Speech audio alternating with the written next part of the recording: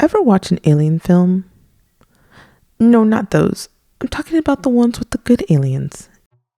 You know, the good alien archetype.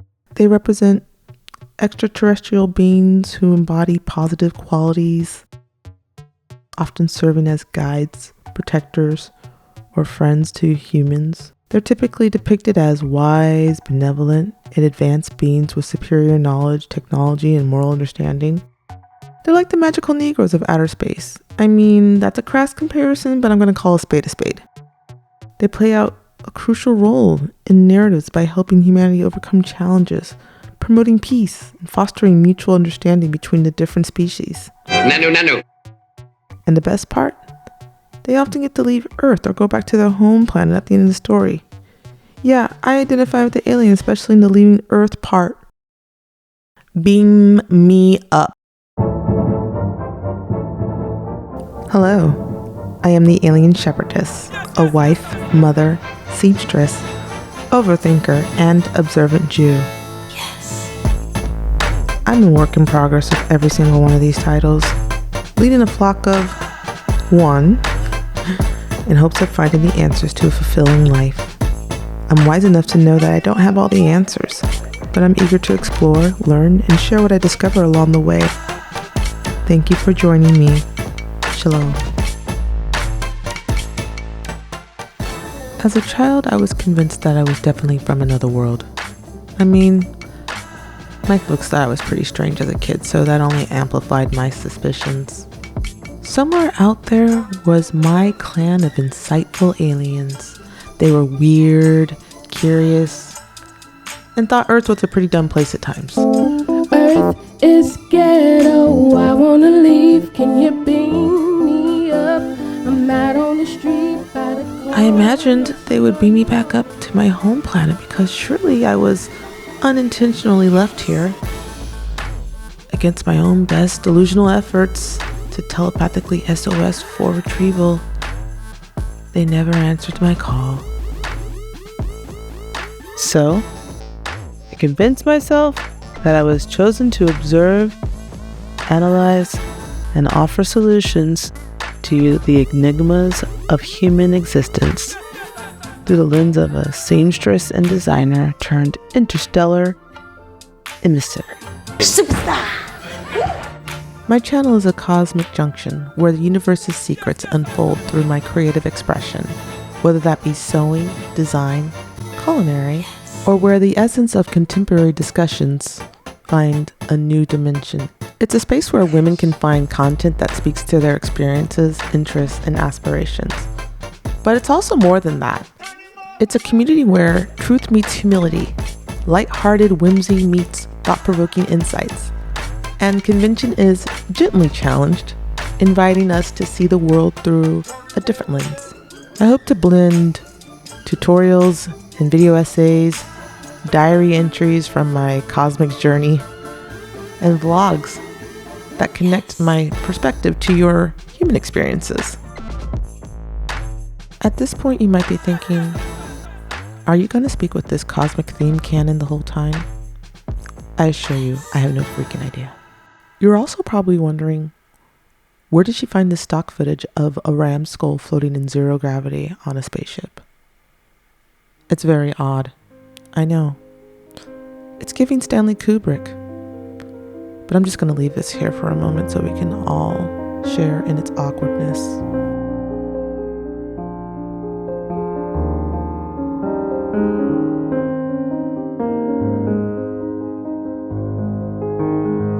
Now, I'm not making any promises about how often I upload.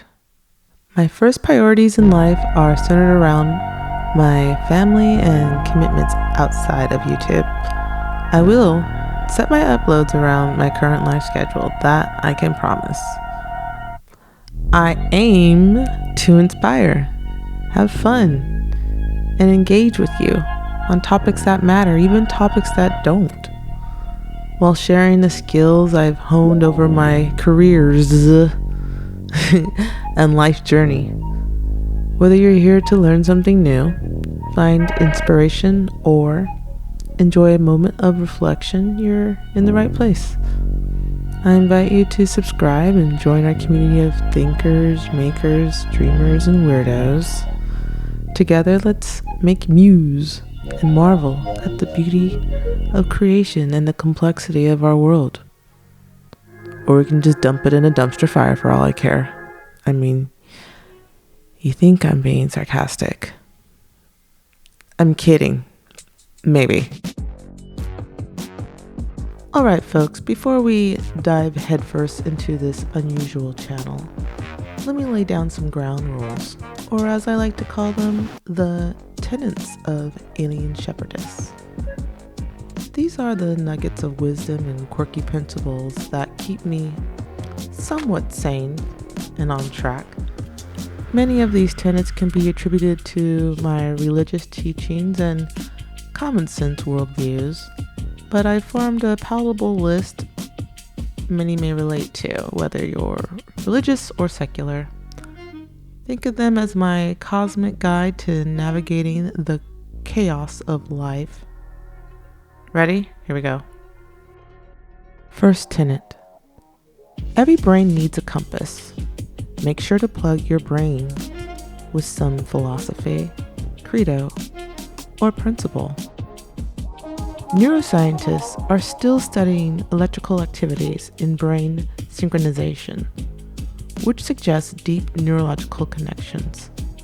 Whether one is an atheist or theist, current theories about the mind's activities may explain our propensity towards human exceptionalism.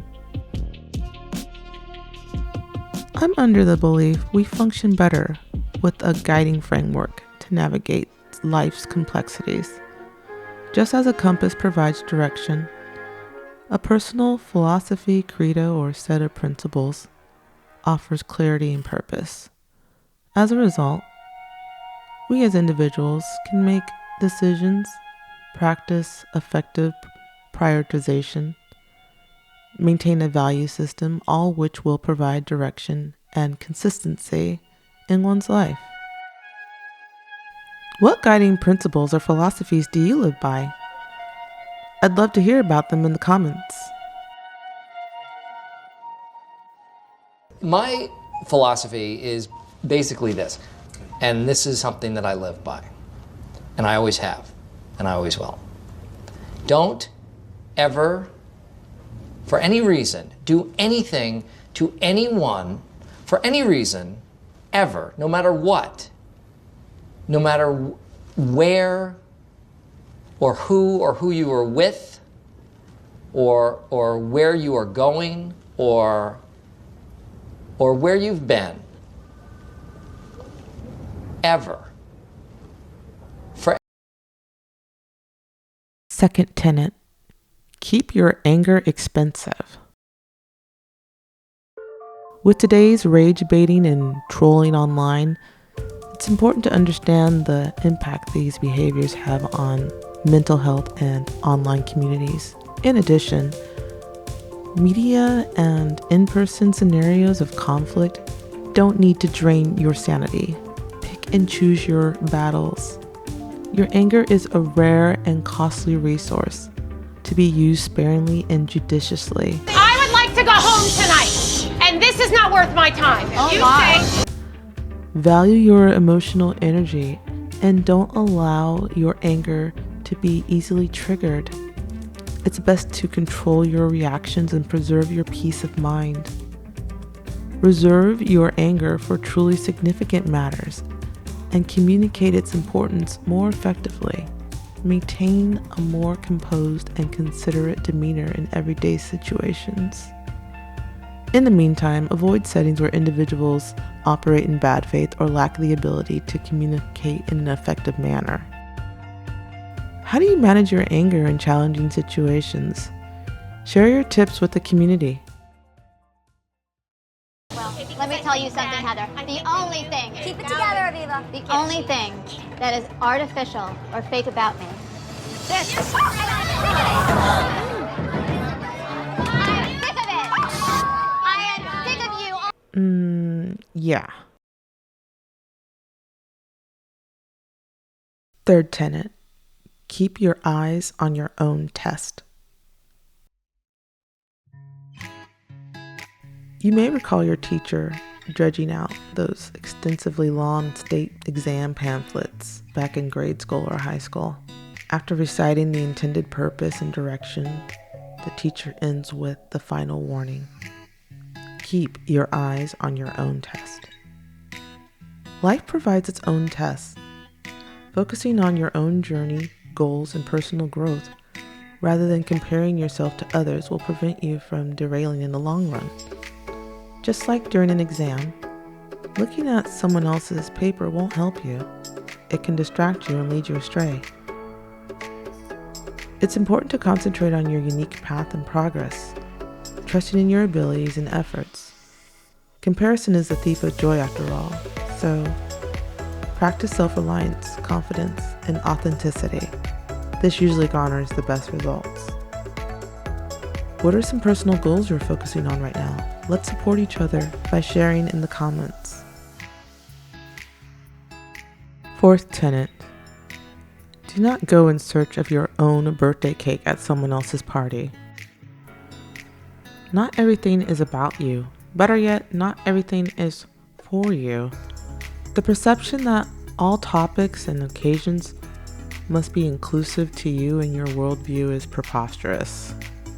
Just as it would be inappropriate to look for your birthday cake at someone else's celebration, it's important to honor others' experiences without seeking personal gain or attention. In some scenarios, such as Hollywood award shows, trying to be included could be futile and unrewarding due to inherent biases and rigging. In those situations, take it for what it is and redirect your focus. Instead, focus on celebrating others and contributing positively to their experiences. In addition, concentrate on your own personal growth, achievements, and creating meaningful connections rather than seeking validation in spaces not meant for you. The need to seek validation. How much of a problem is this in our current day and time? Share your thoughts and experiences in the comments below. Fifth tenet. Only expect people to be one thing, and that is human.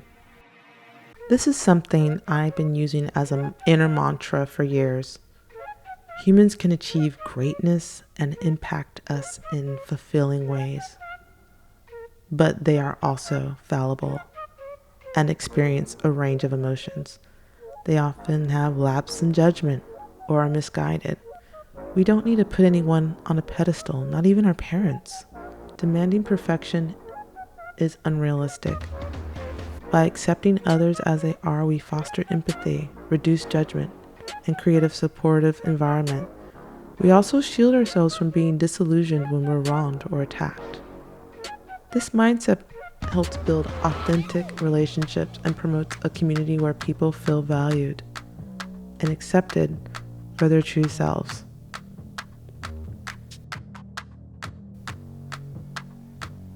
Who is someone you admire for their humanity and authenticity? Give them a shout out in the comments. The great Oz has spoken.